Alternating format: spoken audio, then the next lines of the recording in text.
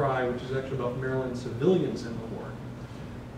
Got a few other books here, either from this library system or from FAU's college library. One of them is A World on Fire, which talks more about Britain's role in the Civil War. So if you're interested afterward, come up and take a look at them.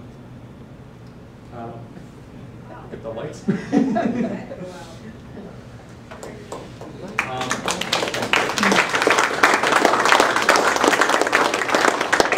My next presentation is going to be on the second Friday of October. I'll be talking about the weapons and tactics of the Civil War.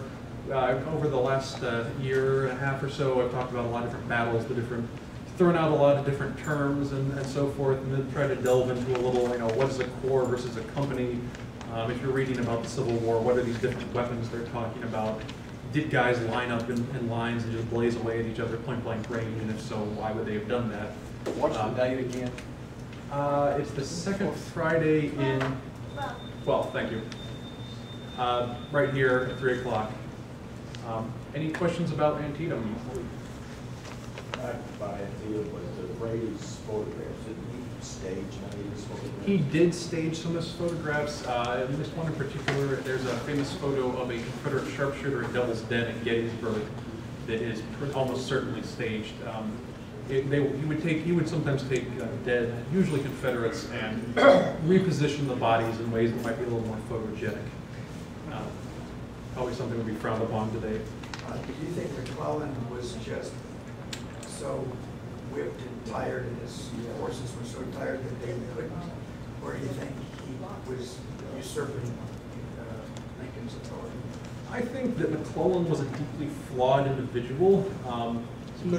I think if you had a better commander, given who was realistically available at the time, you probably would have needed someone to jump up the ranks like Hooker, perhaps, or if Reno hadn't been killed. But the people who were a little more competent, Meade was still just a divisional commander at this point. Hooker had just been promoted to a corps command. Some of the more talented individuals were sort of percolating their way up the military food chain. So McClellan was probably the best choice given what everyone knew at this point. Had someone better organized, less overly cautious, more willing to just commit troops. I'll go sort of say if Ulysses Grant was at this battle, it wouldn't have been a problem.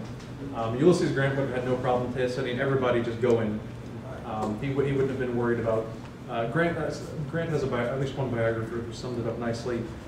His strength and his fault was that he never worried what his opponent was going to do. He was just concerned what he was going to do. So, despite the new troops and things like that, faster movement by the Union, committing everybody at the same time by the Union, they certainly could have won a very substantial victory if it had been done better. What was Grant doing while this was going on? Grant was actually out at this time of the war. He was basically probably in Memphis planning operations against Vicksburg.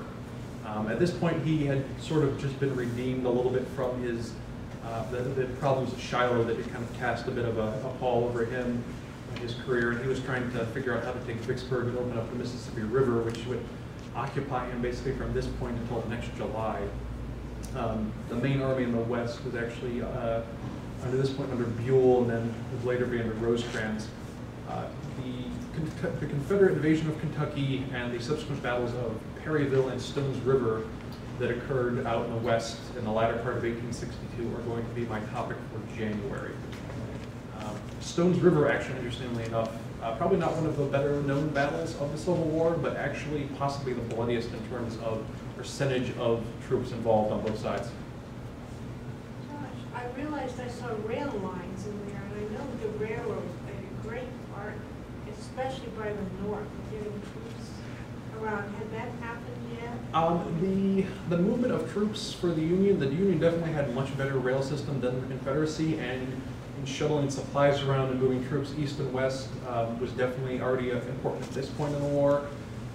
For this particular campaign, it was one of the things that made Harper's Ferry important because the railroad crosses the Potomac River at that point, but there weren't any necessarily rail lines coming right through that were being fought over at this point. Manassas, actually, the previous month, had been an important rail depot and had been part of the significance of that battle. I understand Antietam had a dubious distinction of most casualties by Americans, most dead in a single day. Yeah, it is the bloodiest day in American history. Probably most deaths and most overall casualties because you have Americans on both sides. The 22,000 or so D-Day and so forth and all things like that. You know, haven't managed to top that. Anybody else? Do you ever lecture on the Reconstruction era? Reconstruction, I do not know as much about as I know about the Civil War itself. So I'm not at this point planning any lectures on the topic. Do you have a schedule of your future lectures? I do not have a written one. They do show up in the library connection, so definitely keep an eye on that. I mentioned the one in October, which will be about weapons and tactics. I'm currently enrolled at FAU as a history student, so I do not have it. I'm not doing any lectures in November or December, so I can focus on my classes. January, I have to look at the exact date, about the second Friday in January, will be the Confederate invasion of Kentucky and Perryville and Stones River.